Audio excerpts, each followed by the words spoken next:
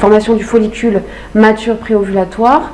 Ce que l'on va regarder à l'échographie, compter à l'échographie, eh bien, ce sont ces follicules-là, avant qu'ils soient recrutés par la FSH pour être sélectionnés et devenir matures et préovulatoires.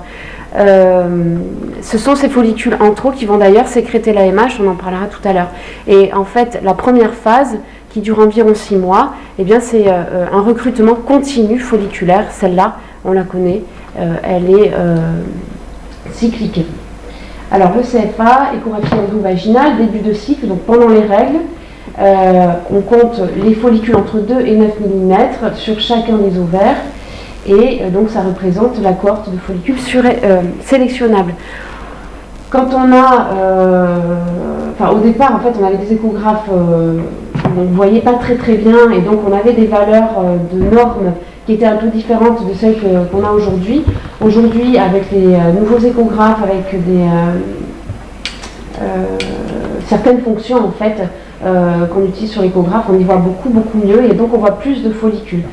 Et enfin, relativement récemment, on a des techniques un peu prometteuses qui ne sont pas forcément utilisées couramment. C'est le CFA en 3 dimensions.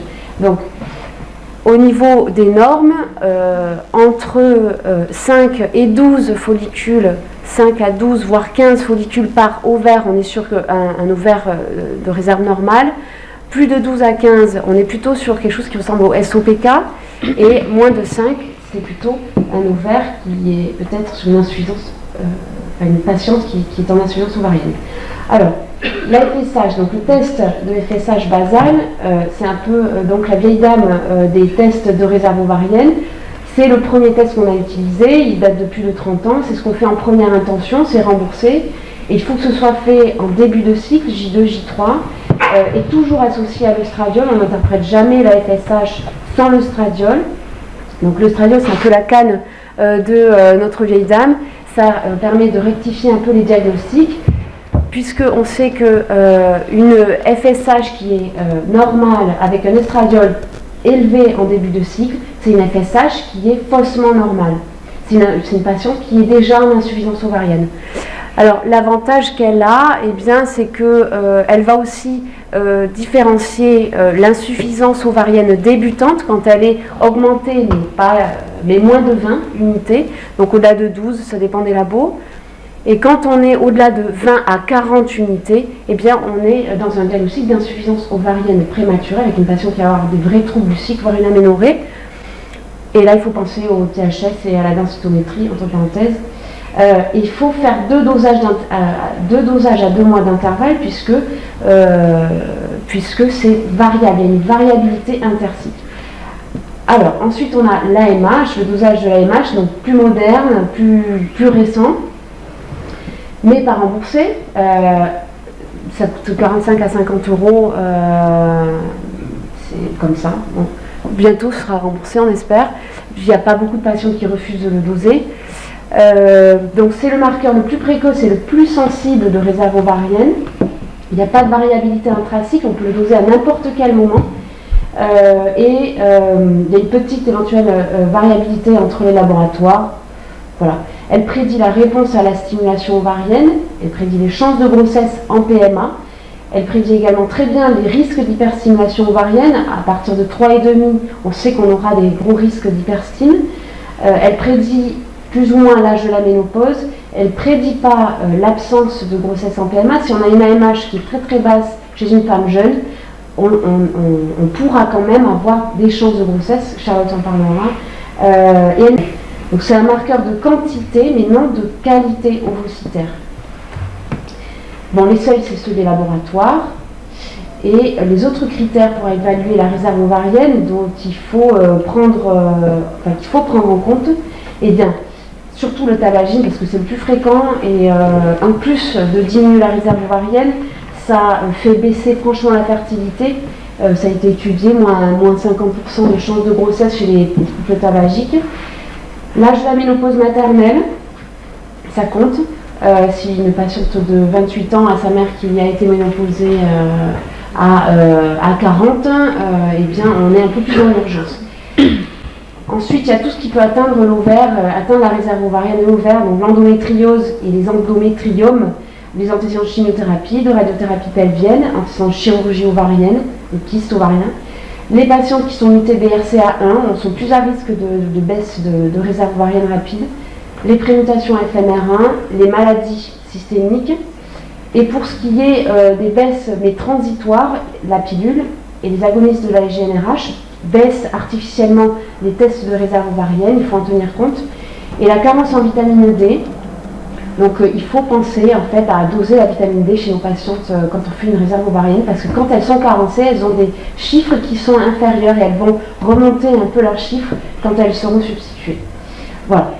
Parfois, même assez souvent, en fait, on tombe devant des discordances des tests de réserve ovarienne. Grosso modo, il faut considérer que quand il y a des discordances, il faut taper au milieu. On considère la réserve ovarienne intermédiaire entre les deux tests. Et quand on doit réfléchir aux doses de gonadotrophie en fil, eh bien, on prend l'intermédiaire entre les deux. Voilà. Donc, réserve ovarienne et fertilité, c'est pas tout à fait pareil. Ça, il faut leur dire aux patientes. Il ne faut pas le doser à tort et à travers, enfin doser la MH à tort et à travers notamment. Mais quand même, quand on a des ovaires du même âge, eh bien c'est vrai qu'on est bien content quand on a des ovaires pleins de follicules et plein d'énergie que quand on a des ovaires avec tout rabougri, avec pas grand chose dessus, parce qu'on aura du mal à faire quelque chose. Voilà. Je te laisse la place. Alors, ces patientes qui ont des diminutions de réserve ovarienne, on va essayer de les aider. Et alors, pour les aider, on a plein d'outils et on va voir ensemble quels sont les outils qu'on peut utiliser. Donc, est-ce qu'on peut leur faire des stimulations simples? Est-ce qu'on peut leur faire des inséminations, de la FIV, du cumul ovocytaire, le PGS? Donc, le PGS, pour ceux qui ne savent pas, c'est pas autorisé en France, mais c'est un test génétique qu'on fait sur l'embryon pour éliminer les aneuploïdies. Est-ce qu'on peut leur faire du don d'ovocytes? Est-ce qu'on peut préserver leur fertilité? Et est-ce qu'on peut leur dire qu'elles peuvent être enceintes spontanément? Alors la réponse, c'est oui à tout, mais bien sûr, comme toujours, il faut prendre en compte le contexte et surtout ce qui est très important, c'est l'âge de ces patientes qui ont des baisses de réserve ovarienne. Alors d'abord, la baisse de la réserve ovarienne, ça veut dire plein de choses, et donc il faut savoir de quoi on parle. C'est un peu un pot pourri, la réserve ovarienne, dans laquelle on met plein de choses. Et donc du coup, il y en a qui ont essayé de donner une définition, et la seule définition claire qu'on a, c'est la définition de la mauvaise répondeuse. Donc la mauvaise répondeuse, elle a été définie à l'Echereux en 2011 par les critères de Bologne. Et donc ils font deux critères sur 3, sur les critères notés sur cette diapositive, réserve ovarienne, les baisses de réserve ovarienne liées à l'âge et les AMH basses chez les femmes jeunes. Tout ça, c'est un petit peu différent. Et donc, on ne va pas aider ces patientes de la même façon. Alors, quand est-ce qu'on peut dire, oui, madame, vous pouvez avoir une grossesse spontanée? Alors, en fait, on a tous des histoires de chasse où on a une patiente en cours de démarche pour le don qui présente une grossesse spontanée. Donc, c'est très peu fréquent, mais c'est pas impossible. Et donc, les patientes, c'est quand même bien de leur dire, c'est quand même bien de leur rappeler. Ça permet de maintenir aussi leur vie intime attrayante, on va dire, et voilà, donc ça il faut les informer qu'en fait elles ne sont pas stériles, qu'elles ont des chances de grossesse spontanée très faibles, mais qu'elles existent. Bien sûr, ça ne doit pas retarder la prise en charge, c'est des patientes chez qui on court après le temps. Alors, qu'est-ce qu'il faut faire chez les patientes qui ont une infertilité avérée? Dans le cadre du bilan d'infertilité qu'on a réalisé, on a trouvé une pathologie, soit masculine, soit tubaire, soit une endométriose sévère. Alors ces patientes-là, bien sûr, on va leur proposer de la FIV ou de l'ICSI si besoin. Alors quel résultat il faut attendre chez ces patientes à qui on va faire de la FIV et qui ont donc une mauvaise réserve ovarienne? Alors d'abord, en fonction de la MH, on ne va pas s'attendre aux mêmes résultats. Donc cette étude, elle est assez intéressante parce que c'est des groupes de patientes qui sont homogènes sur l'âge. Ils ont classé les patientes en fonction de leur taux d'AMH. Et en fait, on voit que chez les patientes qui ont une AMH basse, eh bien, on a plus de déprogrammation de cycle, moins d'ovocytes et donc bien sûr moins de grossesse. Et ça, c'est à différencier de la baisse des résultats avec l'âge. Donc ça, c'est nos résultats à Bayonne. Donc vous allez voir qu'on a de mauvais résultats dans la tranche d'âge de 40 à 43 ans, mais c'est pas nous, vous allez voir après, hein, c'est partout pareil. Et donc bien sûr on a une décroissance des résultats en FIV qui sont importants à savoir, c'est-à-dire que dans la tranche d'âge de 25 à 34 ans, on est à 26% de grossesse. Chez les femmes de plus de 40 ans, on est à 7% avec 50% de fausses couches. Donc ça, c'est des chiffres vraiment qu'il faut connaître parce que ça va être notre principal outil pour raisonner. Et puis alors, quand on prend la définition de la mauvaise répondeuse, donc là, toutes les études s'accordent, hein, voilà, donc ils sont comme nous. Ils ont 6% de naissances vivantes par cycle, donc c'est très peu. C'est pas zéro, mais c'est peu. Alors qu'est-ce qu'il faut faire quand on fait une FIV avec une infertilité justifiée chez des patients qui ont une mauvaise réponse? Il faut faire la FIV parce qu'on va corriger le facteur tubaire ou le facteur masculin. Il faut quand même prévenir le couple qu'au vu de la réserve ovarienne ou au vu de l'âge ou au vu des antécédents ou de la définition de mauvaise réponse, que les résultats, voilà, on n'est pas sur des résultats de 25-30% dans la tranche des 25-34 ans. Alors s'il n'y a pas d'autres facteurs d'infertilité, qu'est-ce qu'il faut faire? Le but ça va être d'être meilleur que ce que font nos couples sous la couette. Bien sûr, il faut vérifier aussi qu'ils aient une vie sous la couette. Donc ça c'est la courbe, donc il faut qu'on soit meilleur que cette courbe qu'a montré Céline tout à l'heure.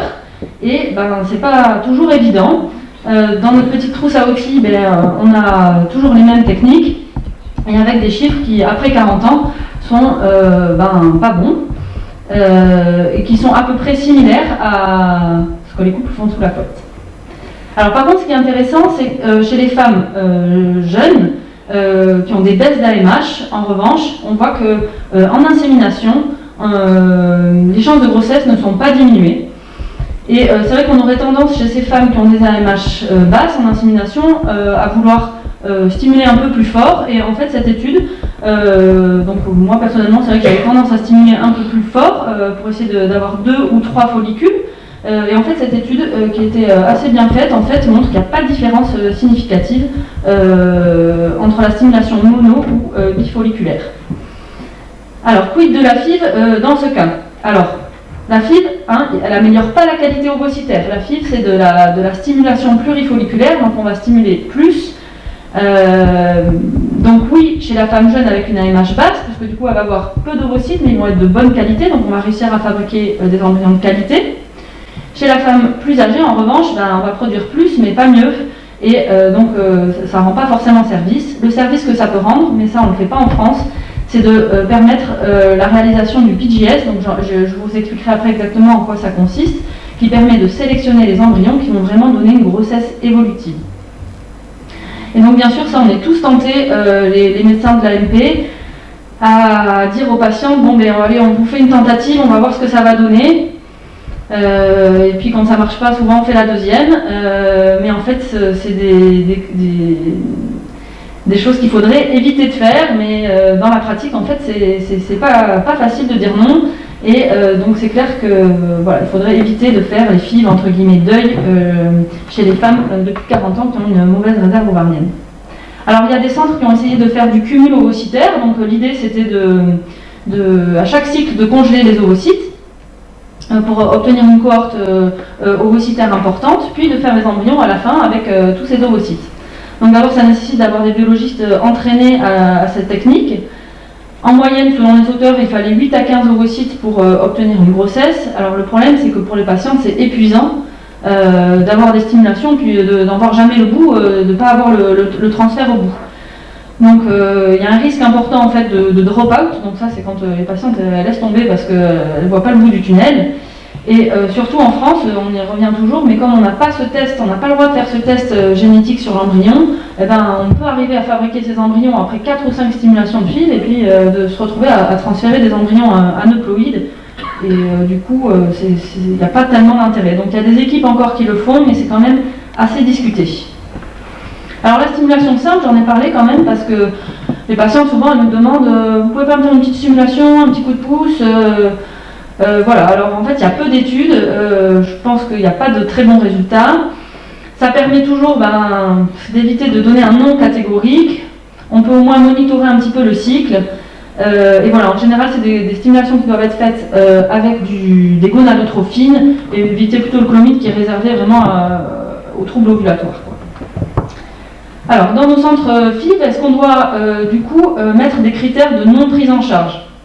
En fait, il n'y a pas de consensus, c'est-à-dire, on a parfois houleuse entre nous dans les staffs, on n'est pas toujours d'accord dans nos centres. Et puis parfois, quand on dit non à une patiente, elle va dans un autre centre où on lui dit oui. Et donc c'est difficile d'être homogène là-dessus, il n'y a pas de consensus. Voilà, et puis, bon, c'est vrai que parfois on est catégorique sur le papier avec la réserve ovarienne, et rarement on a des surprises à la stimulation, mais ça peut arriver. Donc bon, c'est vrai que ça, c'est peut-être quelque chose qu'il faudrait qui évolue pour qu'on ait une prise en charge homogène de nos patientes dans tous les centres et éviter en fait le nomadisme intra-centre, c'est-à-dire elle va voir tous les médecins du centre pour faire sa FIV à tout prix, ou alors elle va dans le centre de la ville voisine pour avoir la FIV. Alors ce qui marche par contre, c'est d'accélérer le processus diagnostique et de ne pas perdre de temps, et c'est vrai qu'il faut bien rappeler qu'après 35 ans, il ne faut pas traîner et prendre en charge les patientes vite. Alors ce qui est difficile, c'est chez les patientes de plus de 40 ans, quand on a un bilan normal, de différencier est-ce que cette patiente est infertile juste liée à l'âge ou est-ce qu'elle a une infertilité inexpliquée. Et ça, c'est vrai que c'est difficile de faire la différence, et c'est pour ça que parfois, entre guillemets, on craque et qu'on prend en charge ces patientes, parce qu'on ne peut pas savoir si c'est juste lié à l'âge ou si c'est des petites anomalies de l'ovulation, des facteurs tubaires ou des anomalies de la fécondation qu'elle a. Alors les perspectives, donc il y a ce test dont je vous parlais, le PGS, donc ça c'est un test qui est non disponible en France, mais qui parfois peut rendre service à nos patientes. Alors c'est vrai que de temps en temps maintenant on adresse nos patientes à l'étranger, notamment en Espagne, où elles peuvent bénéficier de ce test qui est payant et qui permet de dépister les aneuploïdies. Alors en fait le gros avantage c'est que en fait on va faire une biopsie sur l'embryon, faire un karyotype et voir si cet embryon n'a pas une triploïdie, une trisomie. À ce moment-là on ne le transfère pas. Donc ça améliore considérablement bien sûr les taux de grossesse par transfert, donc on a plus d'enfants nés et moins de fausses couches ou moins d'IMG qui sont fréquents à cet âge-là. L'inconvénient principal, c'est que ça nécessite des blastocystes, c'est-à-dire des embryons qui vont pousser entre guillemets jusqu'à 5 jours, et dans cette tranche d'âge, c'est pas toujours facile d'en obtenir. Donc en France, c'est pas autorisé, mais c'est vrai que ça peut rendre service. Alors le don d'ovocytes, c'est vrai que ça marche très bien. En France, on a des taux de grossesse aux alentours de 40%. À l'étranger, ils ont des donneuses plus jeunes, donc en taux cumulé, ils ont de très bons taux de grossesse. En plus, ils en font beaucoup, donc ils sont très bons, de 50 à 80%. En France, on est toujours embêté par nos problèmes de délai dus au problème du recrutement des donneuses. Peut-être que ça va changer avec les lois de bioéthique à l'automne. Alors il y a ensuite la préservation de la fertilité. Donc en France, c'est accepté si il y a un facteur, bien sûr chimiothérapie, etc., qui va altérer la fertilité. Mais aussi maintenant, les dossiers d'endométriose sévère, stade 4, les patientes qui sont tubaires bilatérales sont acceptées en préservation. Donc ces patientes, c'est important de les préserver. Voilà. Il faut savoir qu'il faut 10 à 15 ovocytes vitrifiés pour obtenir une grossesse. Et là, je voulais juste dire un petit point, éventuellement à l'étranger, faire de la préservation sociétale, parce qu'il y en a. Se pose quand même le problème du rapatriement des ovocytes qui sont donc préservés en Espagne. Alors bien sûr les centres espagnols ils disent oui pas de problème, c'est très simple de passer les frontières avec les ovocytes, mais en fait en vrai c'est quand même assez compliqué. C'est aux biologistes et aux cliniciens français de faire le dossier à l'agence de biomédecine qui est quand même compliqué, donc c'est vrai que voilà, c'est bien de prévenir les patientes que c'est pas si simple. Alors eux, les centres espagnols ils ont tout intérêt à le faire, mais nous de l'autre côté c'est un petit peu compliqué. Alors bien sûr, le mieux, c'est, comme toujours en médecine, c'est la prévention. Alors c'est vrai que les femmes, elles sont mal informées sur le déclin de la fertilité. L'endométriose a bénéficié d'une bonne campagne d'information par de l'affichage, et puis il y a eu plusieurs stars qui ont un petit peu milité.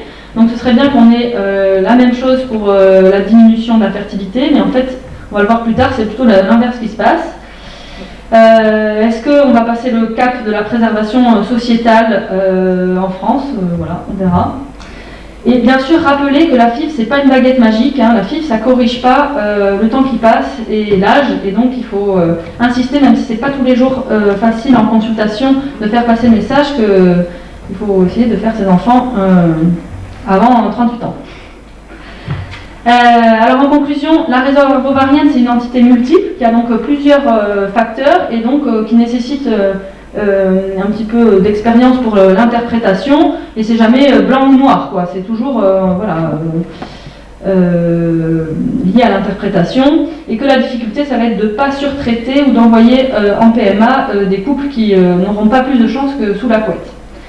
Et donc voilà, je crois qu'il y avait un auteur là qui avait dit qu'on a créé une illusion thérapeutique à grande échelle avec la FIV, mais voilà, il faut bien retenir que la FIV, elle n'est pas là pour corriger l'âge, et malheureusement, les magazines disent le contraire, puisque toutes ces femmes de 54 ans à 42 ans ont soi-disant conçu naturellement. Alors voilà, ça ne nous fait pas de la bonne pub entre guillemets, dans le message de prévention qu'on essaye de faire passer aux femmes, parce que les femmes en fait elles comprennent pas.